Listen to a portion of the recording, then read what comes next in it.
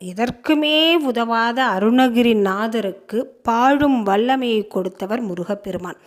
முருகப்பெருமான் கிட்ட நான் செஞ்ச தவறையெல்லாம் மன்னிச்சு, என்னுடைய குற்றங்களை எல்லாம் மன்னிச்சு, எனக்கு ஏதாவது ஒரு நல்ல கதியை காட்டு முருகா அப்படின்னு முருகனுடைய பாதத்தை இறுக பற்றி அவரை வழிபாடு செய்கிறப்ப அருணகிரிநாதருக்கு சிறந்த பாடல் வல்லமையை கொடுத்தாரு. இன்றளவிலும் அருணகிரிநாதர் அப்படின்னா நம்ம ஒவ்வொருவரும் வழிபாடு செய்கிற ஒரு சிறப்பை கொடுத்துருக்காரு முருகப்பெருமான். அத்தனை தவறுகள் செய்த அருணகிரிநாதருக்கு இத்தனை சிறப்புகளை கொடுத்திருக்கிறார் முருகப்பெருமான்.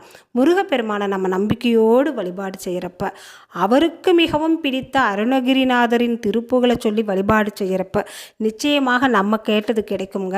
இந்த பாடலை சொல்லி நீங்கள் வழிபாடு செஞ்சீங்க, இந்த பாடலை தினமும் ஒரு 3 முறை சொன்னீங்கன்னா போதும்.